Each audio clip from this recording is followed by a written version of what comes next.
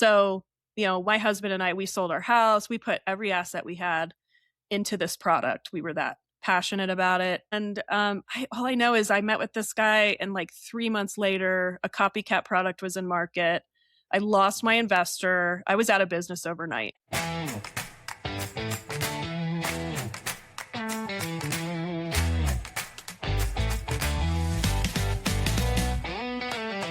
Hey there, and welcome to From the Ground Up Show, the show where we encourage and inspire the next generation of free-thinking leaders by telling the stories of those that have been there, done that, and are still getting it done, building a life that they love with their hearts, their hands, and their hustle. I am your host, Eric Loden. If you guys could help me out, pause the show right now, send it to a friend, share it on your social media. And while you're on social media or your favorite podcast platform, make sure you like, share, follow, subscribe. You guys are our marketing plan, and we really appreciate you getting the word out there. Today, I am pretty excited. I think this is going to be a fun interview. I am joined by Amanda Sima. She is an entrepreneur, business owner, and patented inventor who has built and scaled companies from the ground up. She founded a collegiate apparel company that secured more than 150 NCAA licenses. As an inventor, Amanda developed and patented a spill-proof lid, an innovation born from solving a simple but widespread consumer problem. That invention ultimately placed her at the center of a high-stakes, multi-jurisdiction legal battle involving intellectual property rights and professional accountability. Amanda is also the founder of Working Girl Productions, a film and television production company focused on developing original content and bringing bold, story-driven projects to life. Amanda uses her platform to raise awareness about the risk innovators face and the importance of protecting original ideas. So you got a lot going on, Amanda. I think this will be a fun conversation. Thank you for joining us. Thank you. Thanks so much for having me. It never ceases to amaze me to hear my bio. I'm like, I can't believe I did all of that. Awesome. Well, where's that energy? We're excited to hear how you did it. I want to take a moment to tell you about this episode's sponsor, MacArthur Company. As a former contractor, I know the importance of working with a great team. That team includes more than your employees. You need what you need on time and at the right location. Competitive pricing sure helps too. A good relationship with your supplier can make a huge difference. That is why I always use MacArthur Company. At MacArthur, you are more than just a number. You are a person, a customer, and a friend. With branches throughout the United States, MacArthur is big enough to handle your most demanding needs, but they do it with small-town service. MacArthur isn't another big box store run by a board answering to stockholders. They are employee-owned, making them one of the last independent suppliers, serving all of your commercial, industrial, and residential building envelope needs. Whether you're doing roofing, insulation, HVAC, or siding, MacArthur has you covered with great service and a personal touch.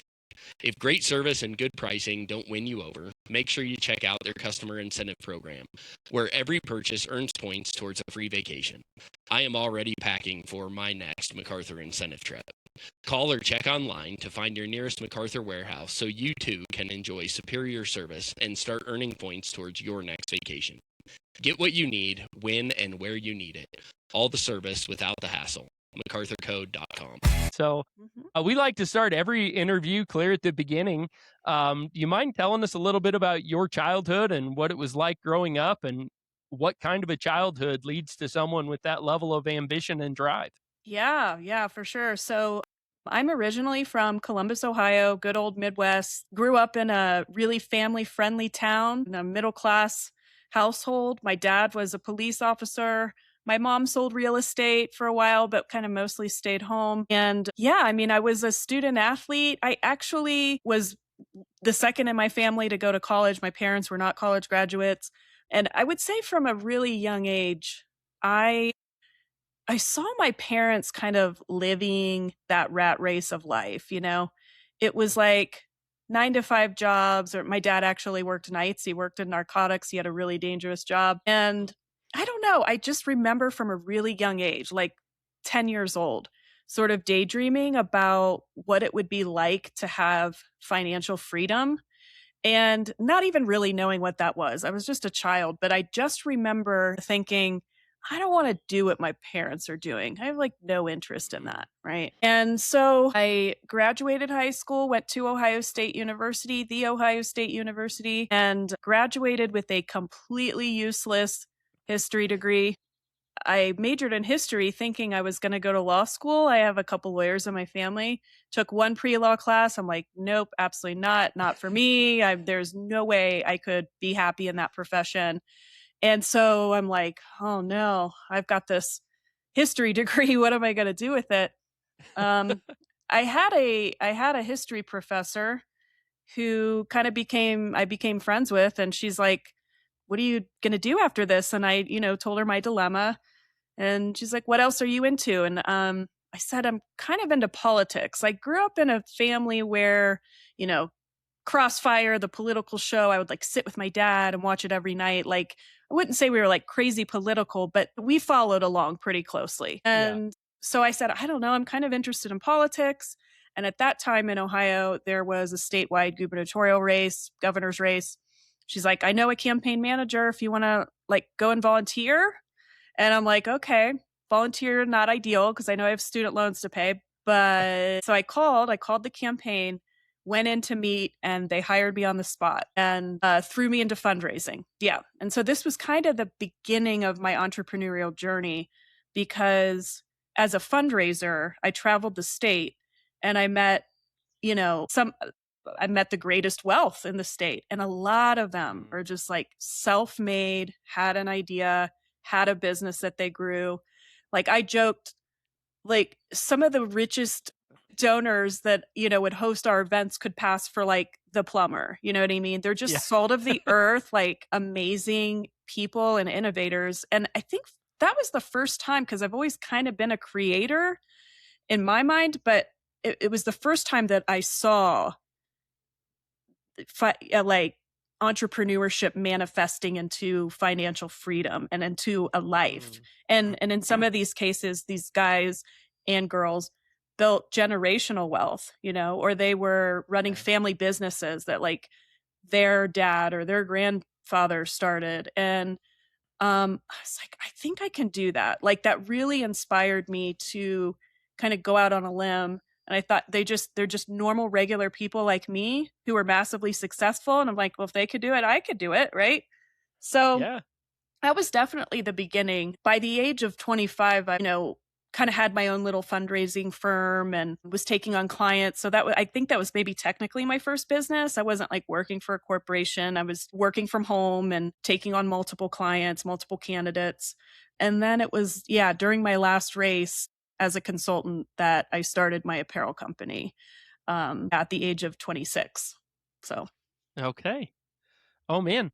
Well, you mentioned that you went to college and got, by your own declaration, kind of a useless degree completely. and had some student loans that you had to pay off and wrestle with after the fact. Did that experience shape your view of education? Is it any different now than it was then?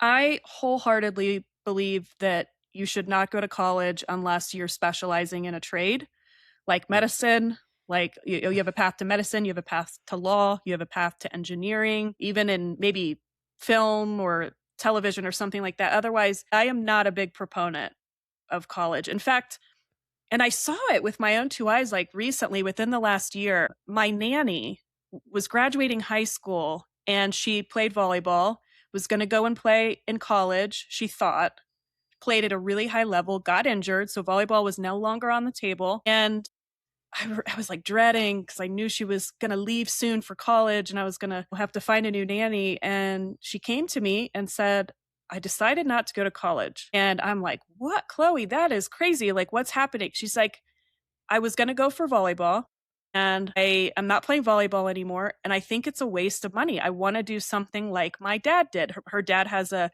successful heating and cooling company and they do really well. And he didn't Yeah. go to college and her mom didn't go to college and they're massively financially successful. And I was like, I know it's sort of trending with this new generation, but that was like the first time I saw it. And I said, Chloe, as a business owner, I cannot tell you how smart that decision is. And she went Yeah. and got her real estate license. And yeah, she's going to probably, end up starting a business like her dad, a small business. So Yeah. the point is, yeah, I just think that college largely can be considered a scam for many people. And if you're considering college, if you're listening and you're younger and you're considering college, or your kids are considering college, if it's a trade, go for it. If not, find something else to do, just because there's, you know, technology these days and taking people's jobs. I think it's too risky. I think it's too Yeah. risky. Well, and there's a lot of people, like you said, you get a history degree, and what do you do with that other than come back and teach other people history? Yeah, and I was not going to be a teacher. Like, yeah, I mean, that teachers are so important, by the way. God bless you if you major in education. Yeah. I have 3 kids at school, like, but no, I did not want to be a teacher. So I got a lot of writing. I think maybe the benefit out of it is I got a lot of writing experience, and, having had businesses where you're writing business plans and creating pitch decks for investors and things like that. Okay, maybe it helped a little bit. Yeah. Yeah, but like you said, a lot of the tools that are available now. I know spell check changed my life when that started being included in everything. And Uh-huh. now with AI everywhere, you can polish things up without losing your voice, and makes even the writing process a lot easier. I'm a big proponent of it. I really am. Of AI Uh, and ChatGPT. I think it's great. I think it's an amazing tool. It Mhm. needs to be used as a tool. I think a Exactly. lot of the technology things, we try to let them take over, or we try to make it take over and do it all for us. And all of those things, there still needs to be a human being with some Mhm. critical thought. Mhm. And I creative think that's thought. the Yeah. yeah, yeah, I think those are the two things that are most lacking in our education system and our culture today is critical thinking and creative thinking. And you take someone with some critical thinking skills and some creative thinking skills and put them in front of an AI tool, and they can do some incredible things. Yeah. And you take someone that lacks critical thinking skills and give them an AI tool, and you can wind up with a disaster. Agree. Agree. Yeah. Like, it can't be your immediate, like, go to. But I think if, like, for me, if I'm having trouble sort of organizing my thoughts around Yep. anything, I use it as a tool, just like you said. Yeah. Yeah. Awesome. Awesome. Well, it sounds like you kind of dove into politics, kind of only had really one job after college before you started doing your own thing, and then launched your own company in a completely unrelated field. Can you tell us about that process? What inspired you to start a clothing company, and what did it look like getting that started and off the ground? Yeah. So, as an entrepreneur who has had ideas and has built companies from these ideas, there's multiple layers to it. Definitely, there's that, sort of aha moment where you're like, wow, that would be a really good product. That aside, then I do my research on any given market that I'm considering entering. And so, when I had the idea for collegiate sweaters, fashion forward college apparel, there was multiple things for me to consider. Number one, who's my competition in this category? Because we're talking about an industry where Nike and Adidas, like some of the largest companies on the planet, are competing, obviously. And who am I? I'm nobody. But who's my competition in my product category? And how large is that market? How Mhm. reliable is that revenue? You think everyone's buying team merchandise every year. They don't even need more team merchandise, but they're still purchasing it, and they're purchasing it as gifts. So I already know that it's a reliable market. Everyone has an affection for their school or their team. And then I'm thinking, look how many schools. Look, I mean, I'm such a hypocrite. I'm like, college is useless, but I went and started a collegiate apparel company. Uh, but then you look at like how many schools, and I was like, whoa, the numbers get big pretty quickly. And, Yeah. I mean, I think we all go into business for financial freedom. I mean, it's not get rich quick or anything like that, but definitely like I want to build some wealth. I want to build some wealth for my family. And so the business has to check those boxes. And collegiate apparel Yeah. for me checked those boxes. And I had a grandmother who, was an Ohio State merchandise absolute hoarder. Her basement was full of merchandise over like decades and decades. And she gave me a sweater, like a vintage sweater from the 80s. And I was like, whoa, this is really cool. What if, I created this and modernized it? And it's a little bit higher quality. At the time, the industry was super sleepy. So, meaning there's giant dinosaurs of companies operating easily with no competition. And it was like t-shirts and sweatshirts. So, not only was my product unique, they like would never see me coming, right? Mm-hmm. It's just, they're just old decades long. We call them like evergreen companies, like been around forever. And Yeah. so that's important. That was important for me because when we're talking about licensed apparel aside, the licensing is very competitive and it's very complex. These schools have to approve you. You have to show them that you're making a product that will sell and generate royalties. It's easy. I mean, I think they get a lot of people who apply for licenses and they turn down. And so I knew that Yeah. was going to be a difficult part for me because, again, if you have listeners who are entrepreneurs, founders, creators, business owners, and you're just starting out, really, there's a lot of faking it till you make it type conduct, And I'm like, how am I going to convince these giant entities, Ohio State University, that they should license me? Like, that was pretty daunting. But, again, if you have a product or a service that you're passionate about and you are extremely confident in, you will take on, the largest tornado of whatever business you're starting. And so that's how I felt. That's how I felt about my product. And yeah, I mean, we started applying for licenses at smaller schools. Because I thought if I got a couple under my belt, then I could go to a larger school and be like, hey, get on the bandwagon. And that's exactly what happened. Okay. So I did end up, I mean, I have an affection for Ohio State, obviously, because I went there and I just thought it would be really, really cool to be one of their licensees and see my product on fans. But it was also like a game changer in terms, like once you get Ohio State, it's such a big school, it's such a big market that other schools would follow. And that's exactly what happened. And the licensing portfolio just kind of snowballed from there. Okay. And yeah, I mean, it was, and we were getting licenses at really big schools with no sales history, but just like a really compelling product. I'm really proud of that. That's great. Yeah, you said two things there I wanted to circle back on. One of them was, yeah, as an entrepreneur and especially starting something new, I love that you say you got to fake it till you make it because I've talked to a few people and have felt that way myself. A lot of the time, you're out selling something before you figured out how to do it yet or not, and like you have to get the Exactly. sale to be able to follow through. But yeah, it's kind of a dichotomy. You have to put all your enthusiasm and your belief and your confidence into it before you really even know if you can do it or not. It's an excellent point. I mean, almost every business is like a chicken and egg scenario. It's a Yeah. cart before the horse scenario. And that was absolutely in licensing. Like, I had amazing samples that I procured, but now I got to mass produce them. And I'm like Yeah. convincing these guys that I can mass produce them, even though I've never mass produced apparel in my life. Right.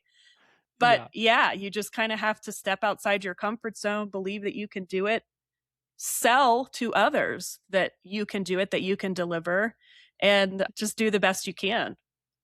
Yeah.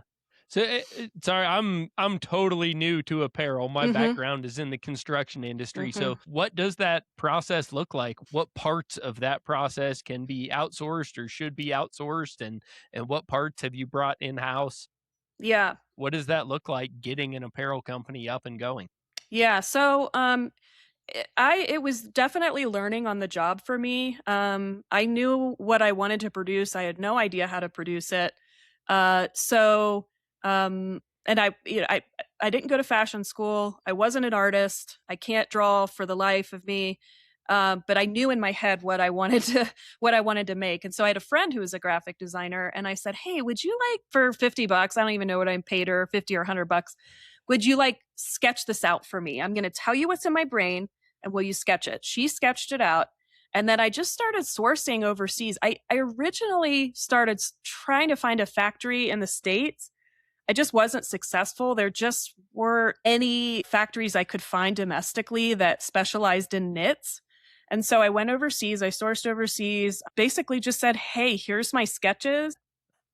I knew how I wanted it to fit, but I didn't really know how to spec it out. So Yeah. I simply would just I would go shop. I would go buy sweaters. If I liked the way it fit, I'd measure it. I'd send those measurements to my factory. And I had a good enough trading partner where they went through the design process with me because there was a lot of trial and error. Yeah. And we just kind of kept doing that back and forth until finally you get a sample in hand where you're like, this is it. Okay, the fit is right, the quality's right. And that was probably, I mean, it was a multi-month process. It wasn't a multi-year process, but I'm grateful that I had a factory that was like patient enough to do that with me. But yeah, and then just from there, as the company grew, I would just get inspiration like and that's apparel, that's the industry. Everyone's kind of influencing everyone else about what they're coming out with next. And so if there was like any given trend, I would sort of design around that. And so when we're talking about like the many SKUs that we ended up developing, a lot of it were my original ideas. Later on, it was just inspired by like mainstream fashion trends. Oh, yeah. If you work hard or train hard, you know the frustration of cleaning sweat out of your clothes. Most detergents just don't cut it. They don't actually remove the sweat, especially from synthetic fibers.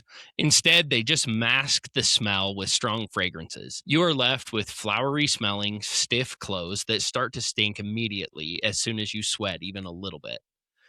The sweat wasn't really removed, it is just covered up until it gets wet.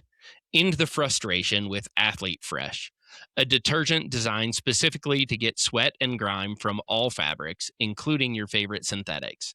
It gets deep, breaks down the bacteria and sweat enzymes, and rinses clear.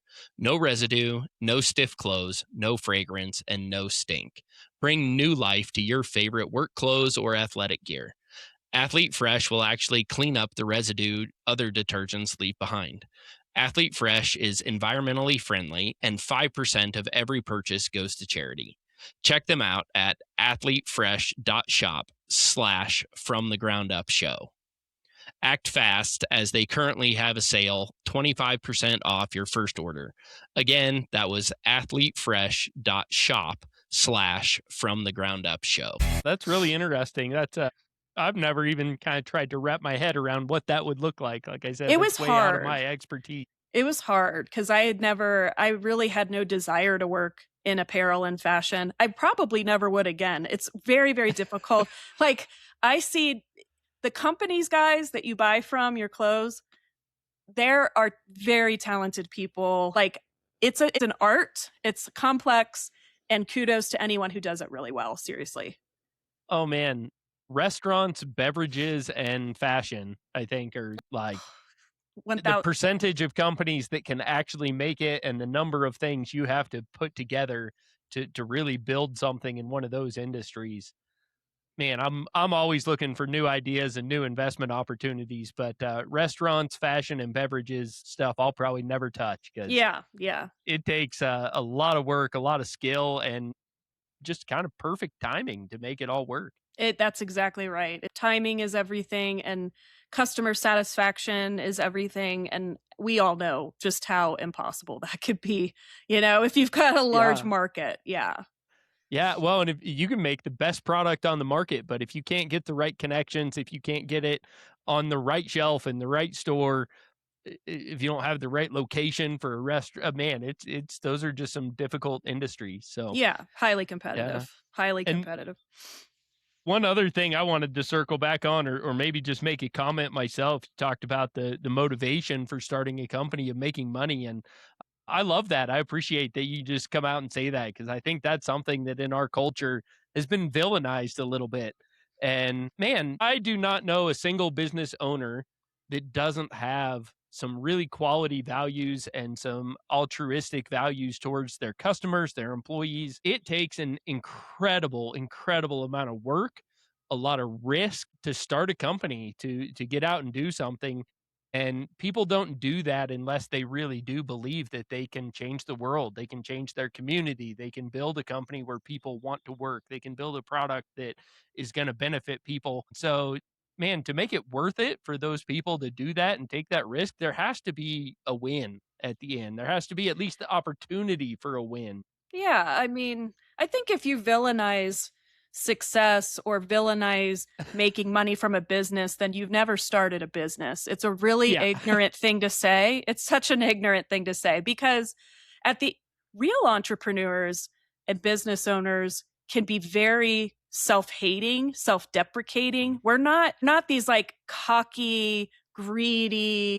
I mean, now does that exist? Absolutely that exists. But honestly, you know, those we all started from somewhere. Most of us, almost all of us started from nothing, right? We're starting from Huh? scratch. And yeah, to your point, the amount of work that goes into it. And then beyond that, the desire for a happy customer, the yearn for a happy customer is genuine. It And, is.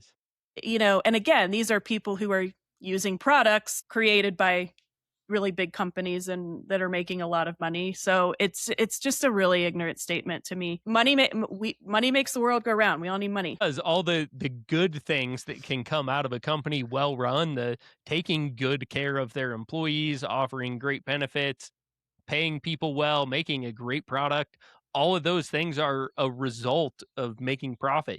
Hmm. You can't pay your employees well if your products don't make money. Yeah. And the vast majority of people don't are not business owners. They like the No. stability of a job. They like a stability of income, benefits, go out to eat once a week. Like it, no, I mean, it would blow their minds the lives that we lead with and all the risk, that we put and everything we put on the line. So yeah, I mean, companies obviously serve such an important purpose. And I met so many in Ohio. I still do meet business owners who are so they it it's not lost on them, their success. It's almost serendipitous to them. It's God's intervention in their life. They are so grateful for their success and they give back.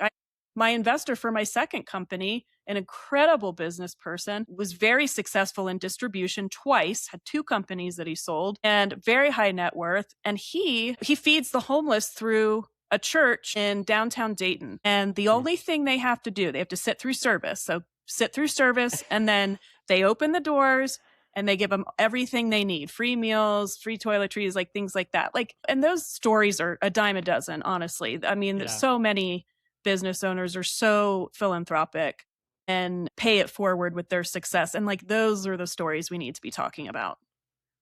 Oh yeah, I love it. I saw a quote the other day. It said, "Entrepreneurs are the only people on earth that will work 120 hours to avoid working 40." That's so right. That is, And yeah. yeah, it just there is that level of effort, and I used to remind some of my employees sometimes there were a lot of months where I paid to go to work. The number of people that are willing to sign up for a deal where if you work really, really hard, if you put in those 120-hour weeks, and all the stars align, you might hit it big, but also you might spend a lot of money to work really hard and get nothing out of it. That's a big gamble. That's a big risk. You're signing up for a ride, and so Yeah. when it works out, that should be something that's celebrated and held up, and that's a win. That benefits society. Those are not people taking advantage of others. Again, it takes one to know one. And if you have anything bad to say, yeah, about entrepreneurs creating wealth, then you haven't gone through the journey. Yeah, So maybe keep your thoughts to yourself. I love it. I love it. So, what was it that made you decide to go all in on apparel? I know you talked about kind of seeing an opportunity, but was there a moment when you were like, "This is it.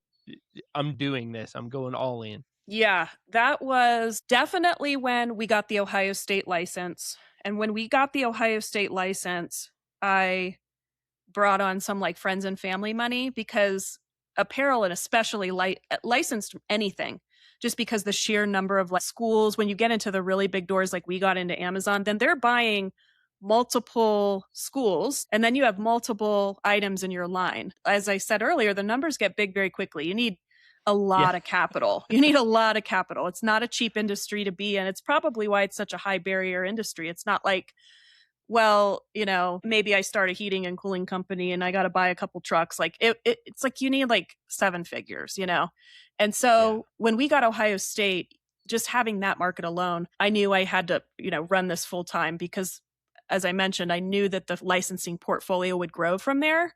The demand would grow from there. Some other schools would want once our garments caught on. And so that was 2000 maybe 12 that I went full time. I stopped consulting and worked a lot of months with like no income.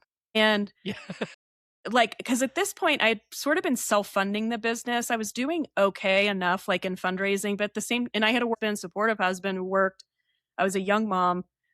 And when I quit consulting and I started the apparel full time, and again, if you have listeners who are business owners, a lot of them, like I went for a long time without a paycheck, and that was hard. That was Yeah. hard. We definitely had to like adjust our lifestyle and our life sacrifices again, like that you just don't hear, that much about. We talk a lot about successes. We don't talk about failures and sacrifices. And so, and then I think it was like after I had like a healthy handful of licenses, I finally brought on outside investors Okay. who wrote big checks. And yeah, and then I ran that company for about 12 years. It definitely got to a point where it was too big for me to lead.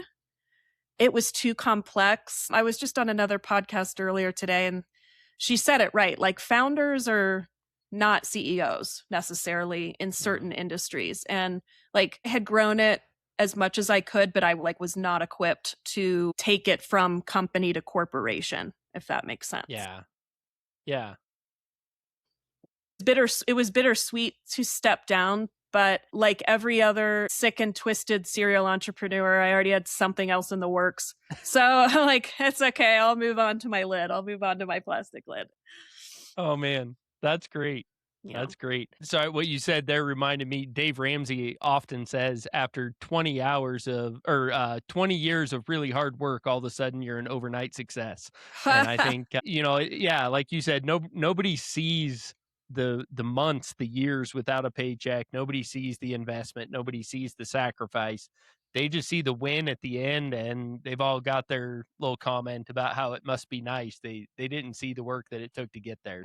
Yeah, they got lucky. That's my favorite. They got lucky. It's like, okay. Yeah. No, you create your own luck, right? Luck didn't have a lot to do with it. Luck No. wasn't there at 3 o'clock in the morning when I was still working, and Uh luck wasn't there when I put all of my savings into it. Yeah. exactly. It's yeah, I say all the time. Like success stories are boring to me.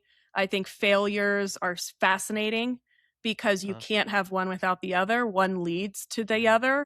So, um yeah, I mean there was a lot of failing and like scary times leading up to yeah, that day that we got our giant Amazon purchase order and you're like it's like from a movie. It's like all the years it's like a montage in your head. You're going through all that you went through to get to that point and it's an incredible Yeah. feeling. That's awesome. Well, that leads into my next question here. At what point were you most afraid, and what were you afraid of? Oh gosh. So with the first business, I definitely was most afraid when we got to a point where we raised friends and family money, then we raised private investor money, and then we took on a bank loan. And that was probably the scariest for me because it's one thing to fail and like lose investor money. They're used to losing money, right? They win some, they lose some. You know that. You're probably an Yeah. investor. Do they like it? No, but it's kind of baked into their business model. Well, bank loans aren't that way. And I just remember we took on bank debt like an SBA loan and we were growing rapidly and we just didn't have access to enough money. And I thought like this bank financing is going to put us out of business. Everything I've grown up to this point because it's not that we didn't have customers, right? We just weren't properly capitalized for like the trajectory of growth that we were on. And that was a really scary point for me. And actually it led up to me kind of stepping down and exiting because my investors and I disagreed on the path to growth.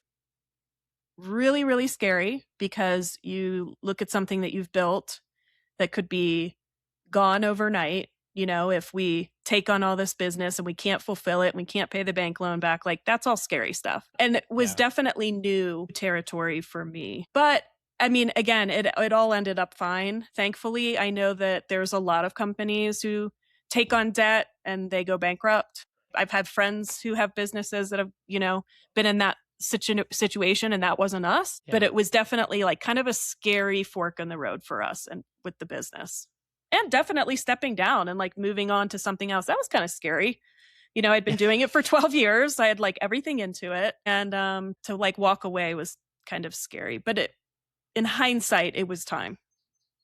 Okay. Well, that's a great segue to lead into what came next. I know you got something going on with the lid here. You want to tell us a little more about that? Yeah. So I'm an inventor, creator. Like, I unfortunately am still dealing with maybe some drama over my creation of this lid. But again, like many entrepreneurs, whether you're providing a service or a product, you're solving a problem. And at this point, my second daughter was 2 years old and going out to eat. I was just like, if anyone has kids out there, like if grandkids or nieces and nephews, like the toddlers just spill everything when we go out to eat with their kids' cups, the restaurant kids' cups. And I just remember like, they would bring out a cup and a straw and she would tip it up because that's what she does with her sippy cup at home. And I thought, why don't they have they have disposable lids for adults? Like, why don't they have disposable lids for kids? Like they make up half the population. And so I'm like, surely this already exists. It sounds pretty common sense, right?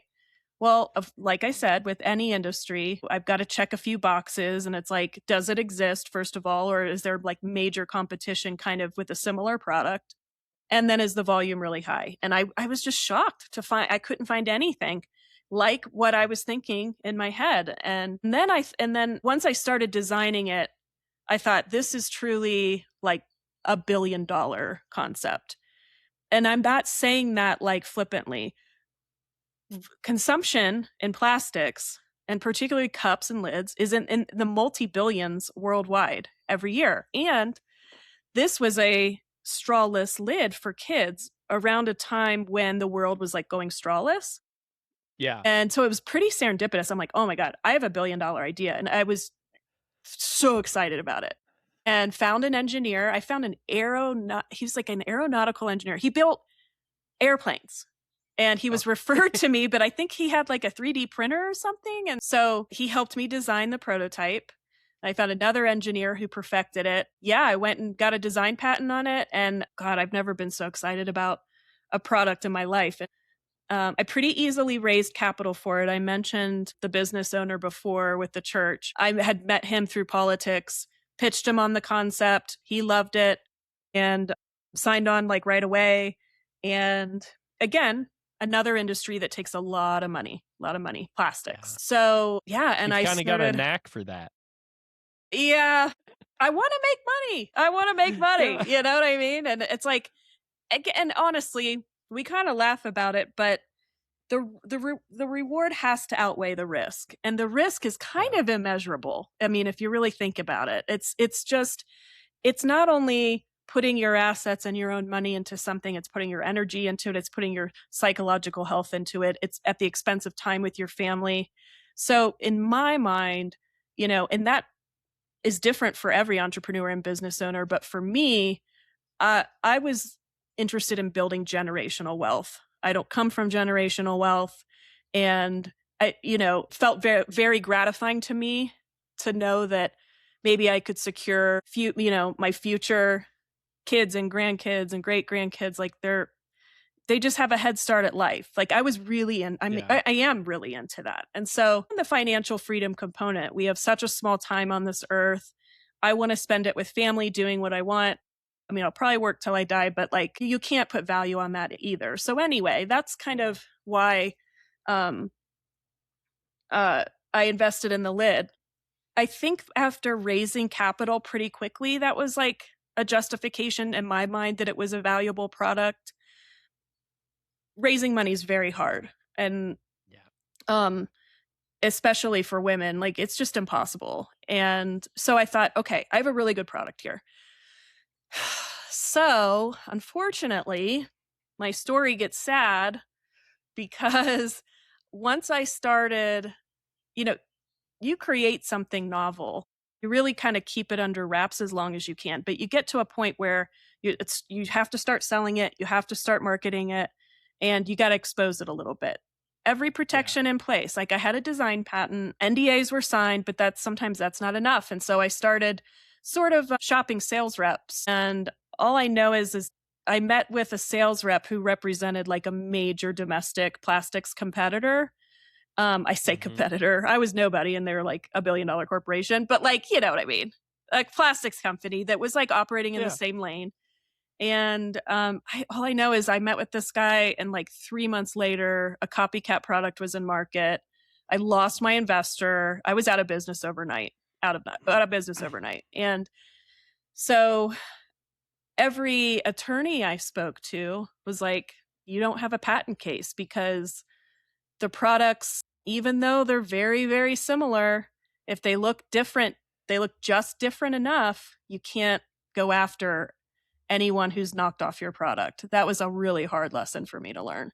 So, my husband and I, we sold our house, we put every asset we had into this product. We were that passionate about it. And it's kind of like overnight, it was, I was out of business. And Mm. having just grown a business, I mean, I had not obviously never experienced this. Like it was a huge setback.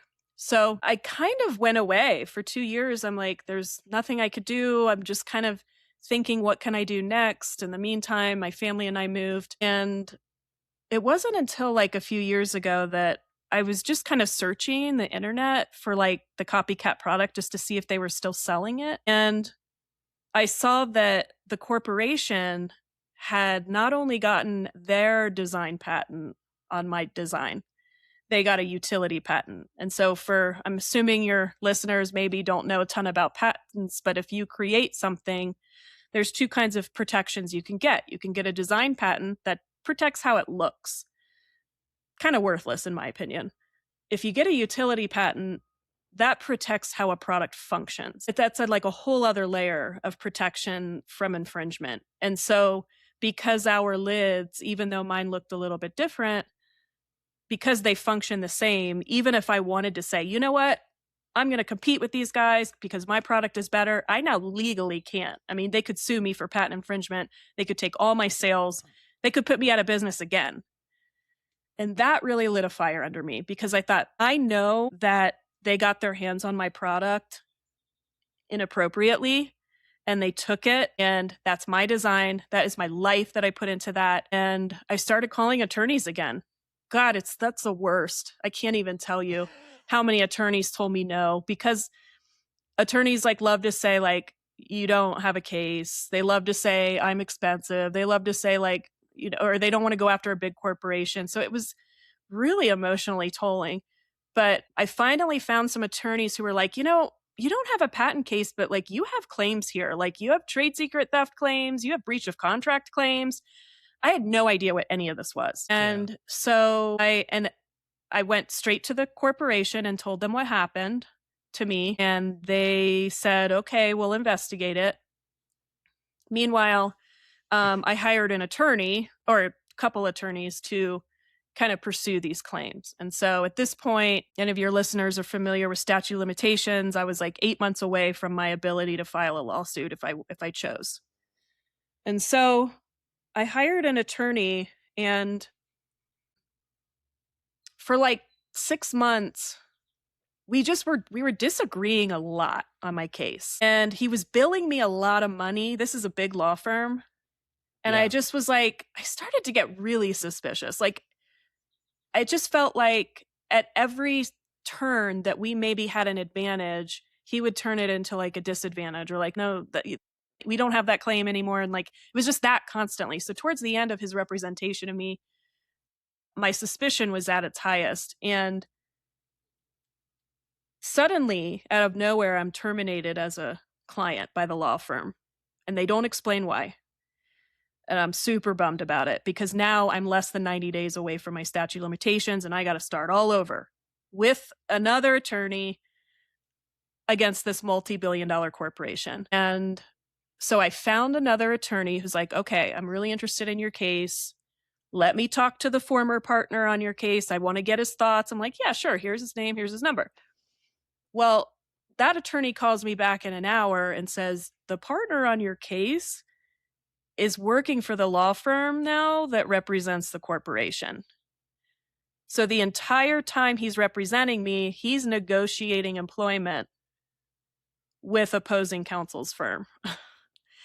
And it's like, did I walk under, like, I mean, because now I'm like, did I walk under a ladder when I was little? Like now, like I'm dealing with the betrayal and losing my product and all of that.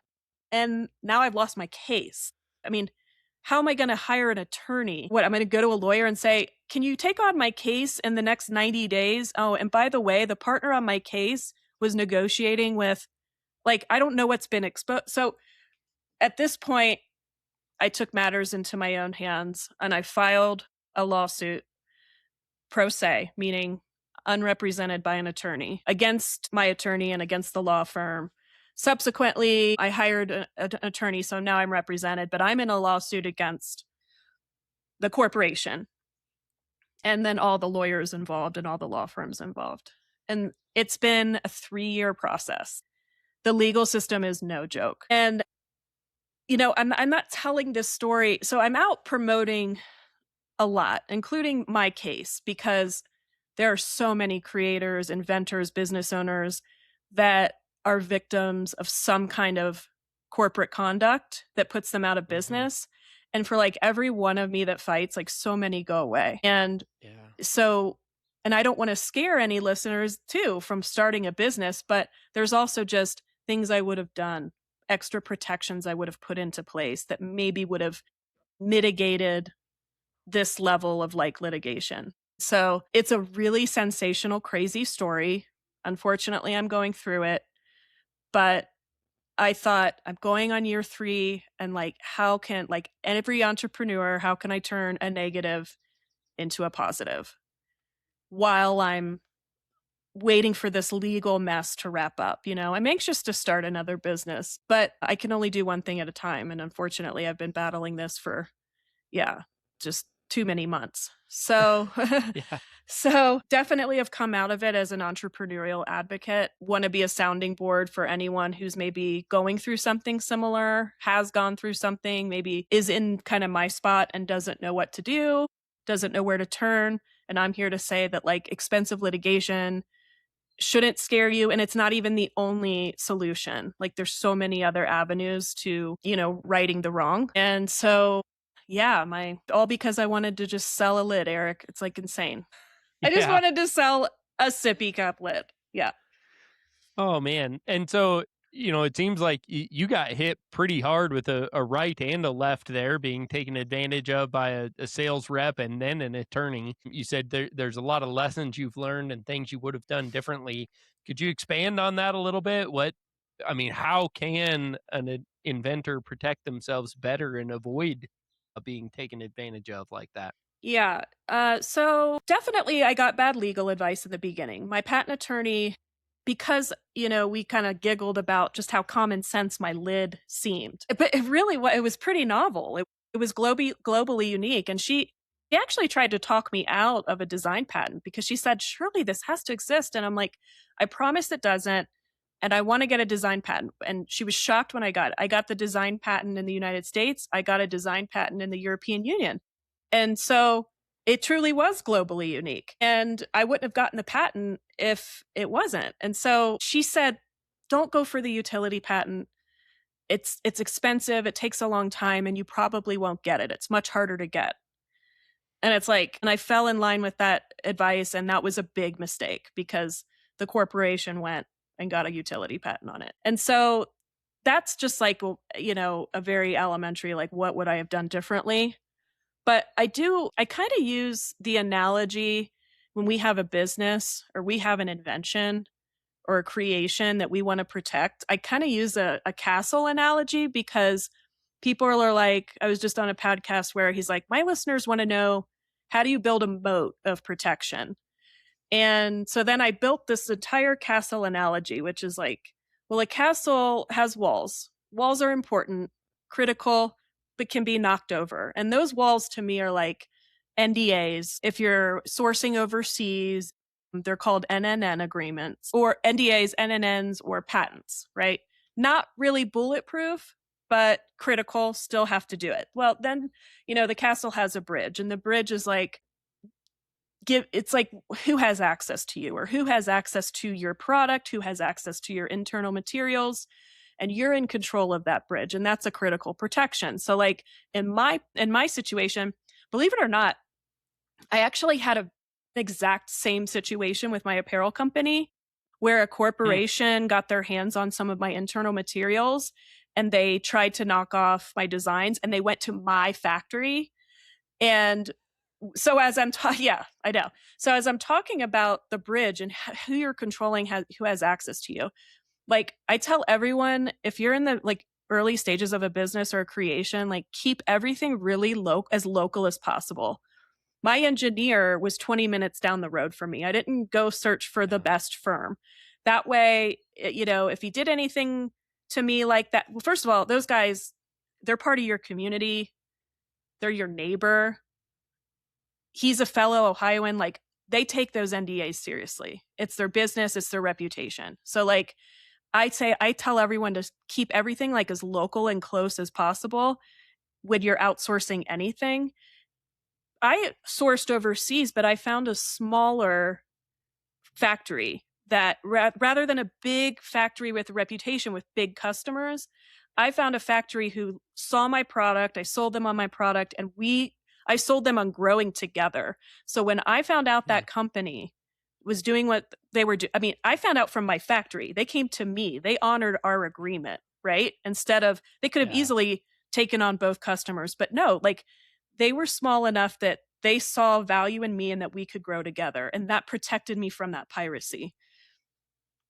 If we're talking about the moat, in my mind, the moat is the most powerful protection you can have out in free terrain where competition is like the Wild West. And like, how do you keep people out? Right. And for me, it's just brand equity and customers that are loyal to you. That takes Hmm. time to build, but that's your greatest protection. When you have brand equity, that's not something that even the largest competitor can replicate, right? And so sales and marketing, sales, I say sell, sell, sell. Like that, I keep saying brand equity, but like that reputation and market with your customers is your greatest protection. So, have you seen this product? Is it out to market yet, or are Oh they yeah. selling it? Is Oh it yeah, they're selling okay? it. Yeah. I mean, they are so the company that produced the copycat product has since been acquired by another plastics company. So, and that plastics company, who are the defendants, are private equity backed. So we're talking about like money on the most giant level, right? And power at insane levels.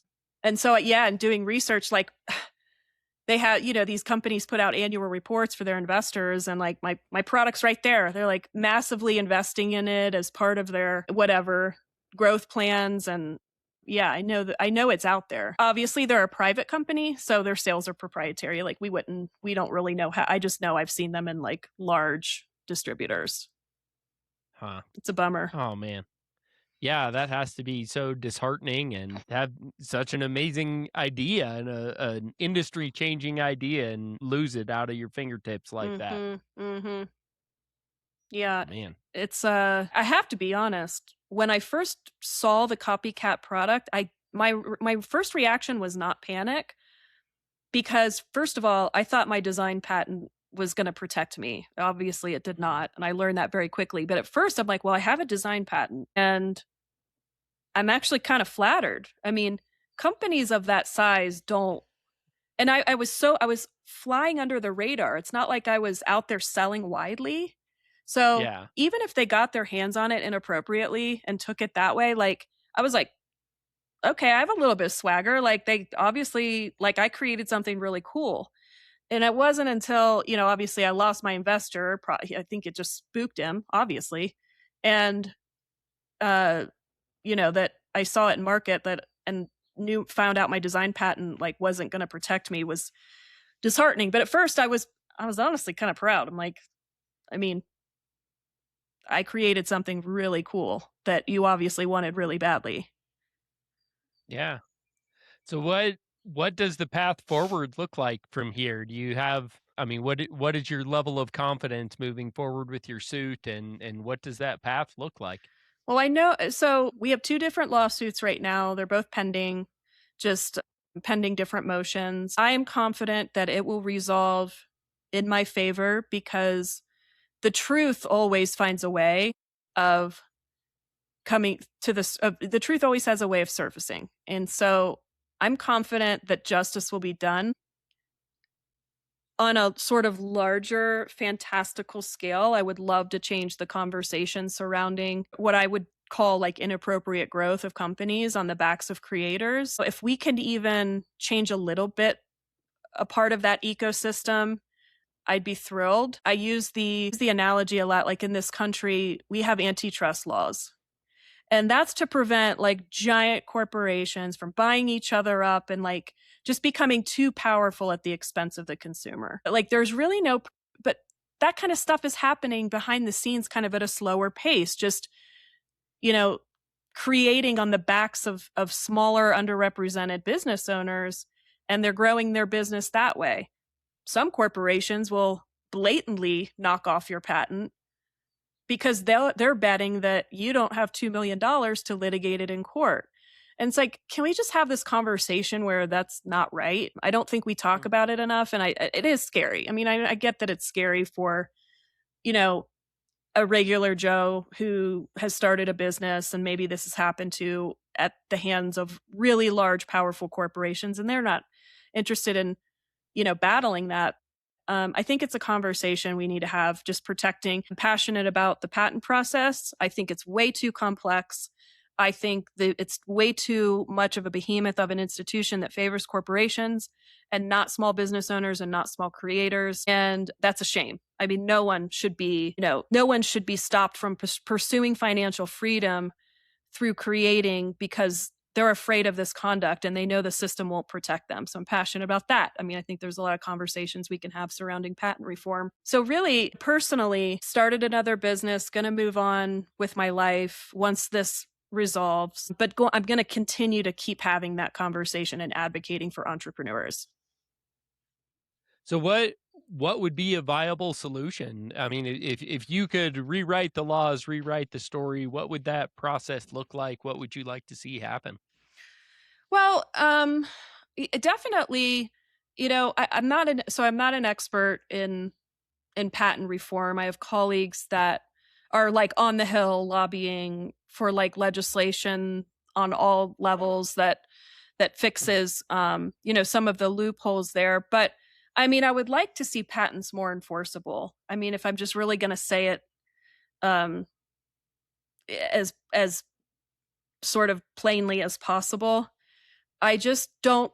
I cannot comprehend how you put someone through such an arduous process that's expensive and then it doesn't protect their business and it doesn't protect their. Mm. So I mean, I think there's reforms that can, even to design patents, really, that maybe they're a little stricter on our ability to either go after copycat products or just maybe not willy-nilly issue design patents like they are, if it looks different enough. It's like, I think that I'd like to see reforms around that. Definitely. So I'm not like a legislation geek, but if there was legislation that really, I would say, solves the corporate piracy issue, right? This kind of conduct in business. I don't know what that legislation would look like, but there's got to be something in place. Otherwise, it's just not going to stop corporate bad actors. And again, like we're all entrepreneurs, like we're free market capitalists for sure, but there's a limit to like that Wild West mentality. And Yeah. I think that corporations are still sort of running wild out there and doing what they want and wielding their power and their money in their favor. And honestly, I do feel like it's harder than ever to start a Mm. company. You could like to start a small business, run a small business. No, that dream is still alive. But if you want to like start a company from a creation, the competition's just too big. Look what happens. Look what happened to me, for one product. Like these corporations all started with one product, right? They all started small.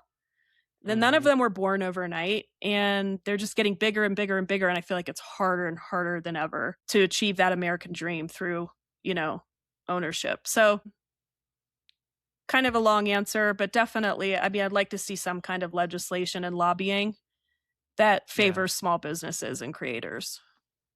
Okay. So, what advice would you have for a young person that's looking to start their own company that has a product they're excited about or an idea? What advice would you give to them?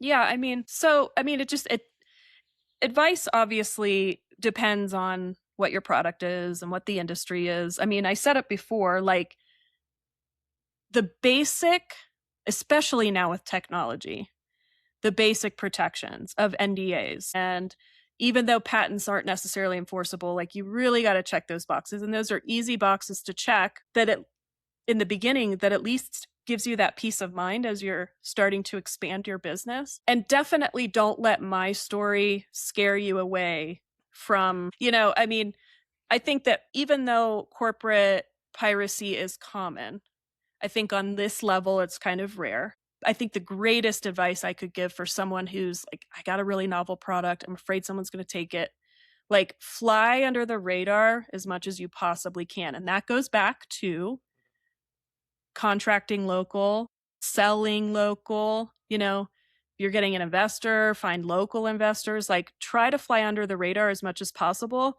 I think the mistake that I made was, oh, I want to hit market fast. And so I'm going to hire a sales rep and he's Mm. going to get me in as many doors as possible. Well, he had a corporate client that could benefit from my product. And I think that my desire to go big quickly affected my thinking. It affected really, I think, what I'm preaching right now, like the mindset of just staying local. And Yeah. so, but definitely, I mean, if you have a novel product, it's only a matter of time before someone's going to try to knock it off. Again, would love to stop that behavior or minimize it.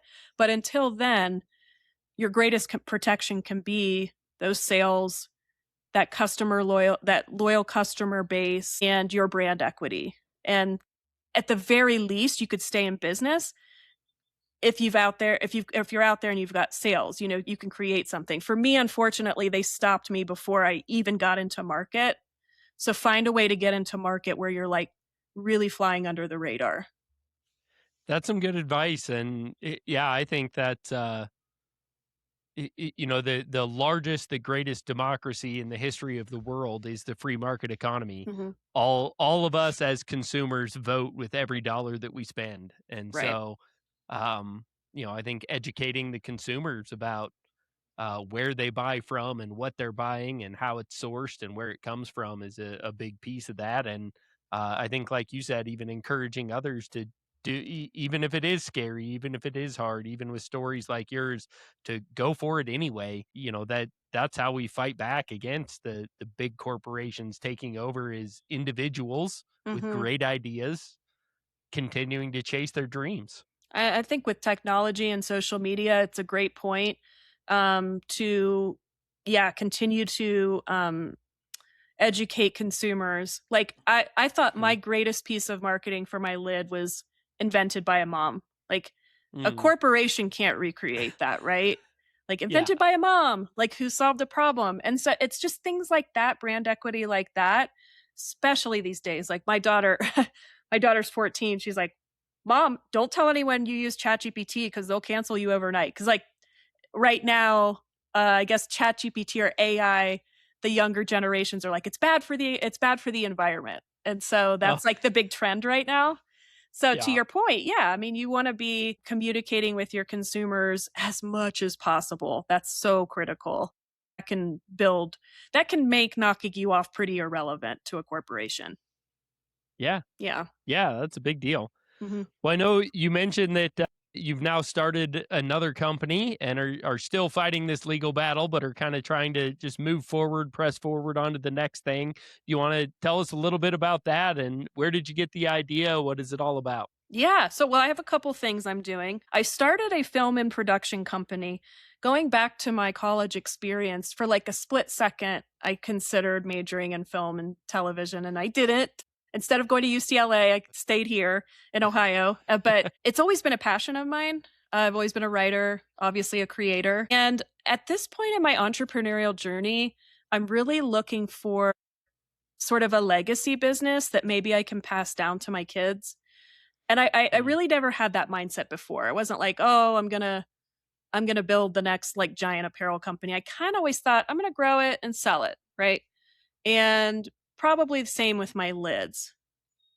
That now I'm kind of in a different phase of life where, um, like, it's something I envision myself doing until I die, and again, that operates for, like, decades. And so yeah. I started a production company and I have a couple unscripted series or one unscripted series, two scripted series that I've written. Hoping to produce those over the next year after the resolution of the lawsuit, the litigation. Um, really see it as something I could truly enjoy. And again, like all of my businesses, I do my research, I study. So I went back to school and I'm getting my writing and directing certificate cuz I'm not just this is a different realm. I can't just jump in like I it's ridiculous like know what I'm doing. So that's been yes, I'm the oldest person in all my college classes, but that's okay. I Well, really enjoyed back to it. what you said about education, if you have a dream, if you have a goal, a trade that you're headed into, that education can be invaluable. Oh But yeah. just going to school to go to school, Don't do it. No, no. yeah, Yeah, and it's neat. It's neat to meet all of the kids in my classes in film and television because some of them wanna go into editing. Some of them wanted to go into they wanna go into lighting or not it's not necessarily like acting, writing, directing. There's so many jobs in the film and television industry. They probably don't have enough people to fill those jobs. So, really cool yeah, area that I'm super excited about.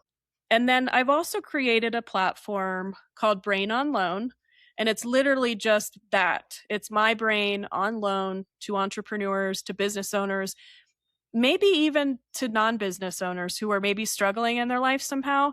I think entrepreneurs, and especially I know in my case and what I've gone through, wearing every single hat, being in complex litigation, I think we're extremely talented at unpacking complicated situations, um, organizing through struggle, thinking creatively, and um, if I don't want to use the term normal. Like if you're a normal person, maybe but if you're a non-entrepreneur, like those are sort of immeasurable talents I think that entrepreneurs have.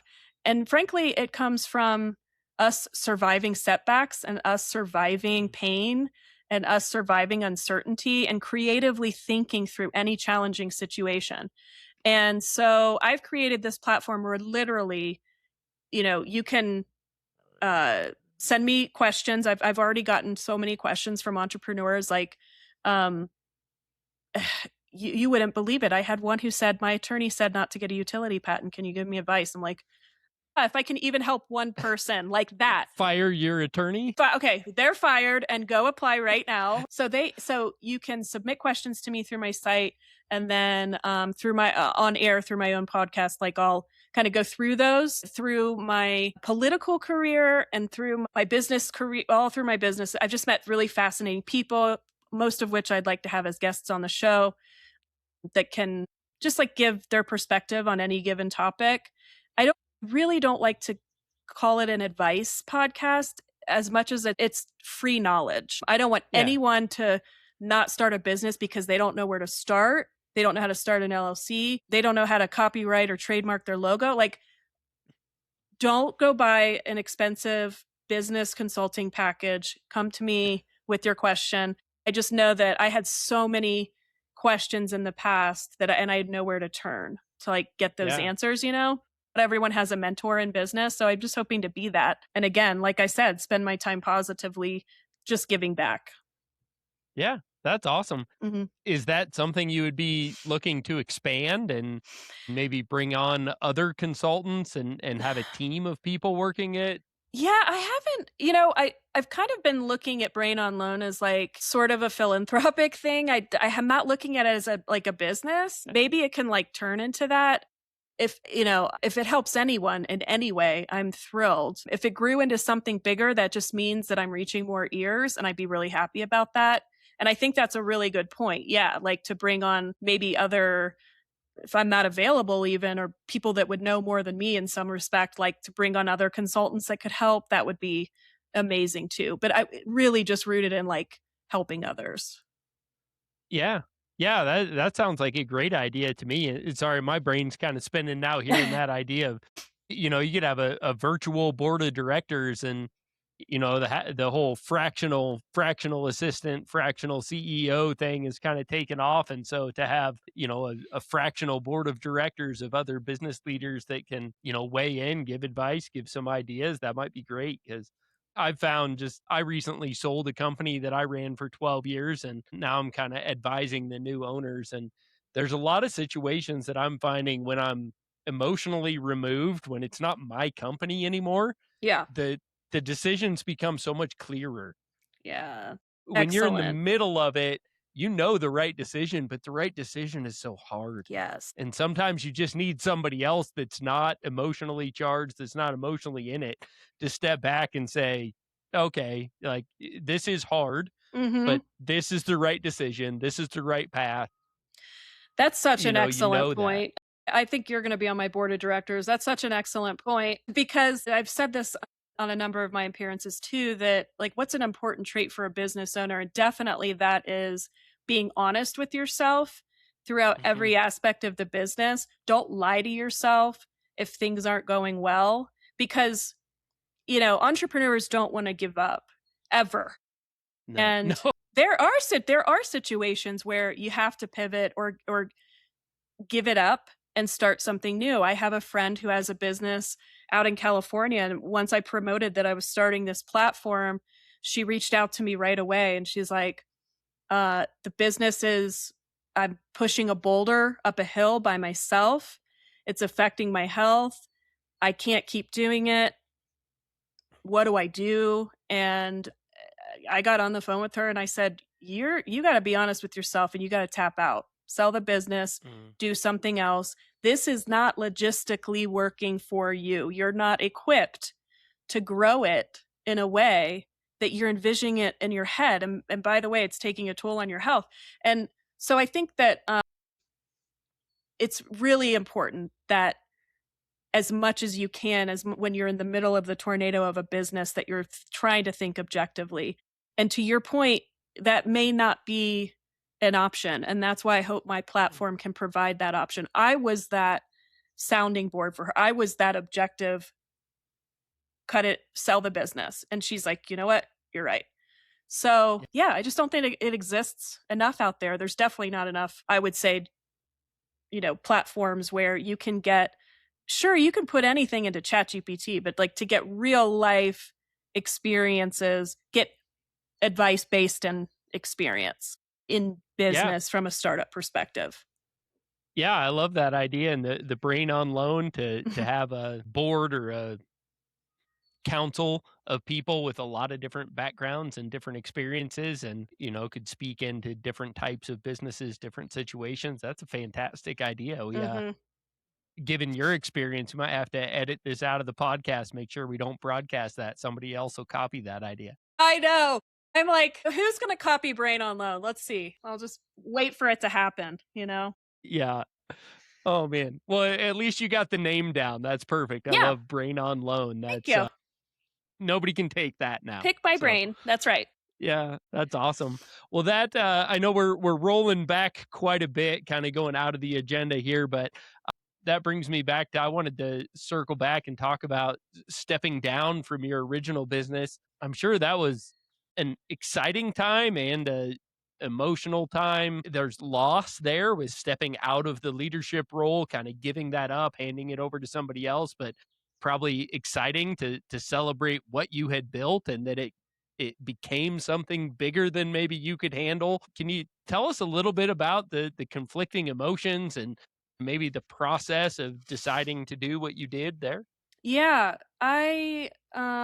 so I ran the company out of Columbus, Ohio. Columbus is a it's a smaller town, where this is not Manhattan, so it's a smaller community.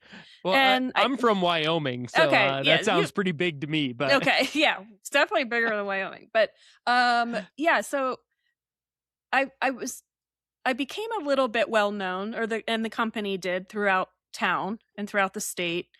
And so I think there was like a lot of surprise when like we got a lot of media surround and we had like some celebrities with our stuff on and things like that. And like so when news broke that they were kind of handing over the reins to someone else, I definitely got like surprised responses. And mm, I took that sort of negatively, like I had failed mm, because, or like I was a failure because I couldn't like keep growing it.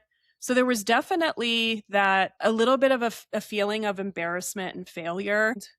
Um, I wouldn't say I felt overly negative. I wasn't angry or bitter about it because I think deep down inside, like I was so spent, I was so spent. And I, again, so going back to just being, it's really important to like be honest with yourself. And the idea that I could harm the company in any way because of my inability to run it is like not something I could stomach.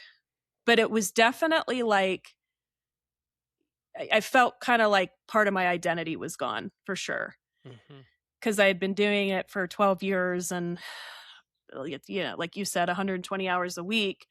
And and also a fear of like I felt really blessed that I grew what I was able to grow in an impossible industry Yeah. as a startup. And I think I was kind of scared about like, am I going to be able to do that again?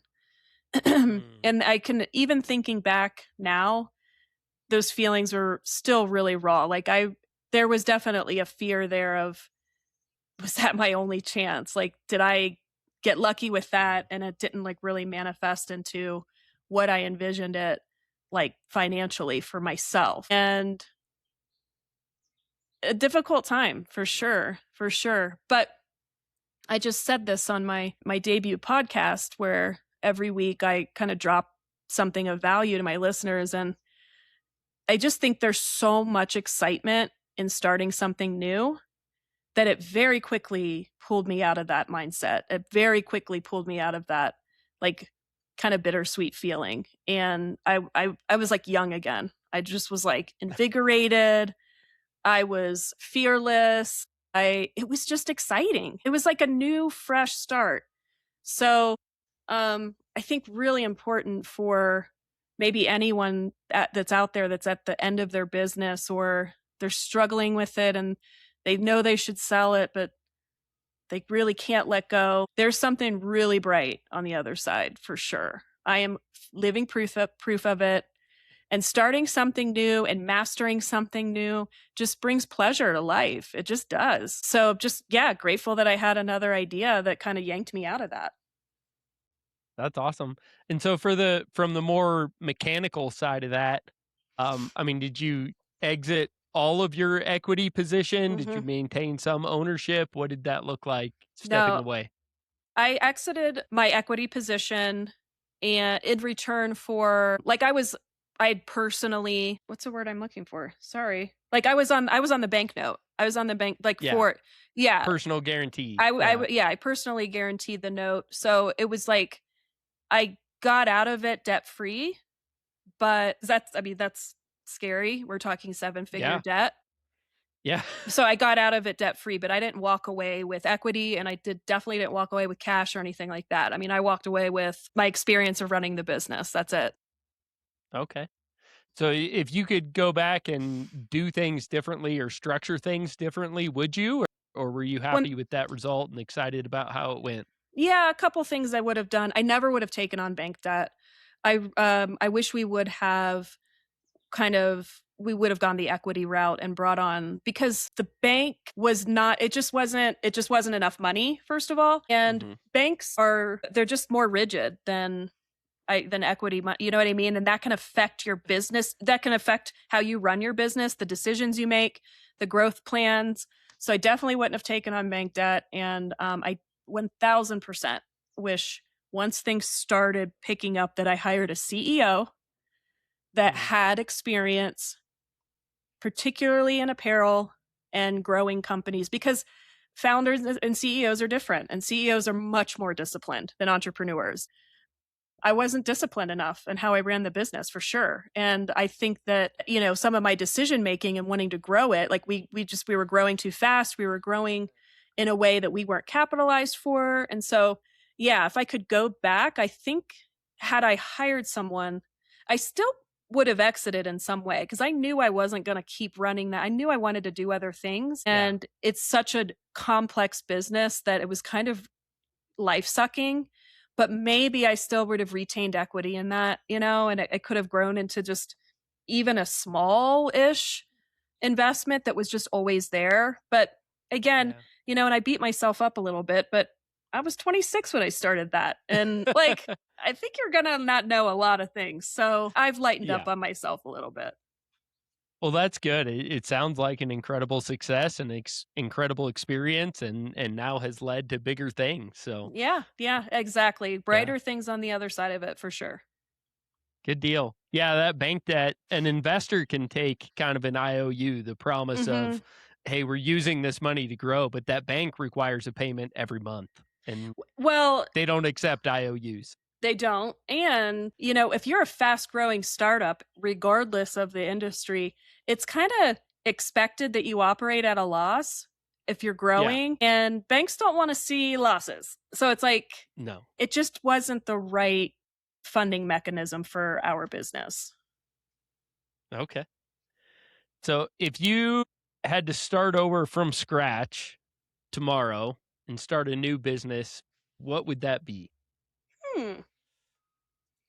That's a loaded question, because at any given time, I have like so many. Well, I'm not going to give you my business idea. I was gonna say for the gal who has had her ideas stolen and been taken advantage of, that's probably not a fair question. Yeah. All I'm gonna tell you is I 1000% have other businesses that I'm gonna do, not Okay. and other products I'm gonna do.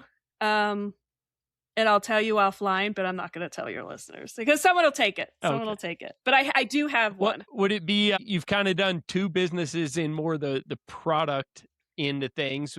Are you still interested in kind of a product Mhm. business, or would you lean more towards a service business?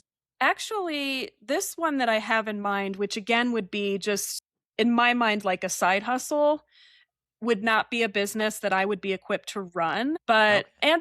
I'm invested in my production company, but it's such a good idea that I can't let it go. And it actually is a combination of the two, which I've never done: Okay. service and product. Okay. Yeah. Interesting. Hmm. Yeah, that'll be interesting to see. Yeah.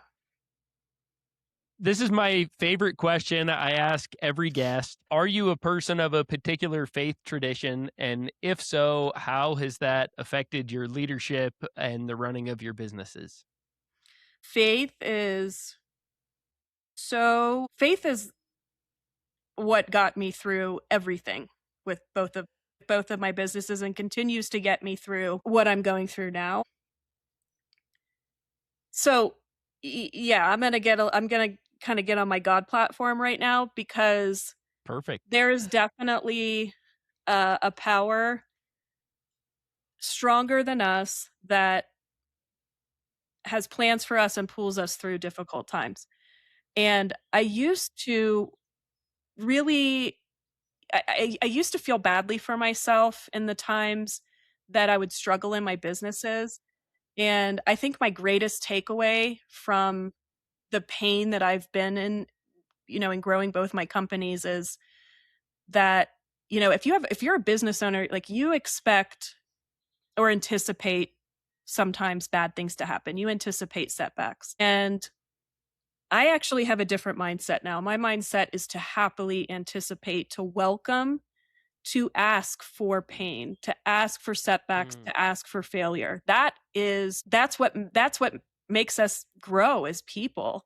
And you know, those are God's gifts to us. They honestly are. And especially with my litigation, I truly have felt for the first time like I'm fighting really bad actors, I'm fighting really bad spirits. It's like way beyond my ability to combat without God by my side. And only He has the strength to fight evil on this level, is just how I feel.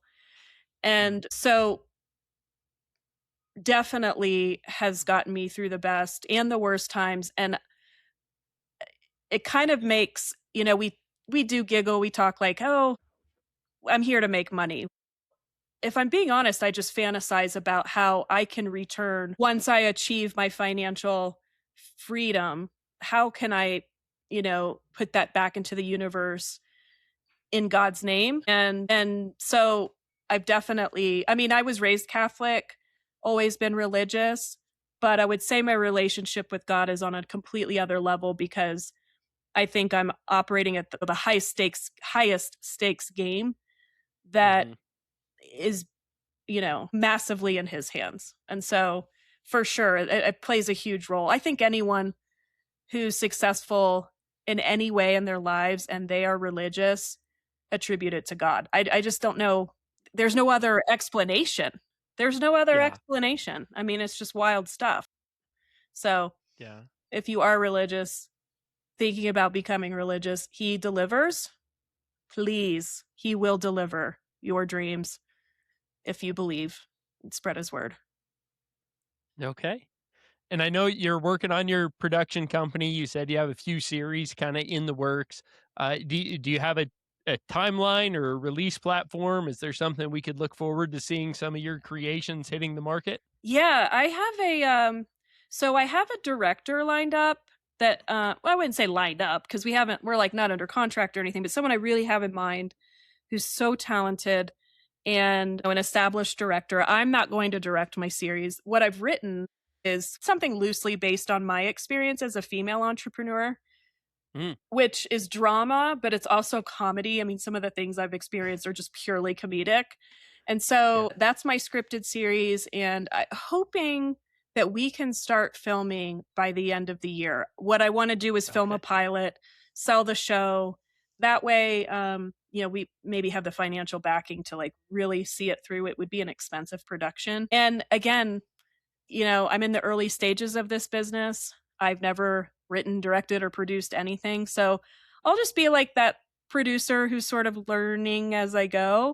But very, very passionate about the series. It's very personal to me. And so probably I say we probably wouldn't see anything until maybe later next year. Those things take time. Well, I will be excited to learn more about that.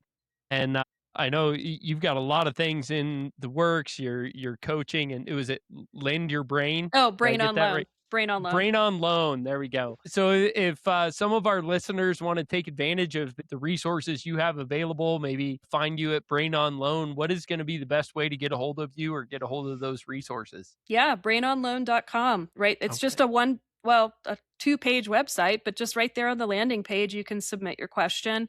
Comes right to my email inbox, and I reply to everyone and I say, hey, I'll let you know when I air it, when I answer it, and like listen to the upcoming episode. And hopefully, obviously, I want to answer their question, but I'm just hoping that other listeners have that same question. And so we're just kind of spreading the goodness that way and that advice. Yeah. Mm-hmm. Okay. And is the podcast Brain on Loan as well, if they want to search and find that? Yep. Okay. Mm-hmm. Awesome. Well, I will make sure we get all of that in the show notes so they can link right there. And and get to you and all the resources you have available. Is there somebody that you'd like to see on our show? Somebody you know that has a unique story, a unique business, somebody that you'd like to learn more about? Ooh, on your show. Uh, I mean, I think there's a lot of people I'd love to see on your show. I don't think that, I mean, maybe no one that you would know or your listeners would know, but maybe that I know. I know some great guests for your show, for sure. Okay. Well, I might reach out and see if you could make her an introduction. I'm always interested in a unique story, a great story, and just learning more from people with awesome experiences and stories to tell. Yeah, yeah. I think that again, that story about financial freedom has so many layers to it. It could Mm. be starting a business. It could also be buying a business. You Yeah. don't have to create. You could, if it's a by the way, don't be afraid of bank debt. I mean, bank debt is perfect for all kinds of businesses. And if you want to, go buy like I said, like a local heating and cooling company where the guy's just aged out and he's ready to retire, like that's a path to financial freedom, right? So I think that gosh, I mean, that we could have a conversation for days about how to achieve that financial freedom. It's not just about, going to college and getting a degree and working in sales. Like it's so much more than that. Yeah. So what is your view on that? Do you feel like there's more opportunity now than there has been before? Is the American dream still alive? Are corporations taking over and ruling everything, or is there still opportunity for the young person that wants to do their own thing? No, I mean, I think in the services business and the services industry, uh, I think there's still tons of opportunity there. I think that in certain consumer product categories, there's tons of opportunity there. Definitely harder than ever to build a company Mm. from a product. Absolutely. But would I um, advise someone to do that? Sure. But I would just say now more than ever, you just want to make sure you're properly capitalized, right? And like Yeah. you have not only money to develop the product and to sell the product, but to take on a corporation if you've been pirated in that litigation and be willing to fight that fight. And I think because that's the ugly truth, that's a little bit harder to build, but it's definitely in services and maybe small product categories. And again, like I think there's a lot of small businesses out there that are up for acquisition, and then you don't have to start something from scratch. You can grow it. Yeah. So no, I think the American dream is definitely still alive in that respect. Well, thank you so much for joining us here. You really do have an incredible story. Man, I wish you the best of luck, and I'm really Thank you. pushing for you in your legal battle. And I'll be excited to watch your series when it comes out and see what comes next. You just seem full of ideas and energy and enthusiasm, and you're definitely somebody to watch to see what happens next.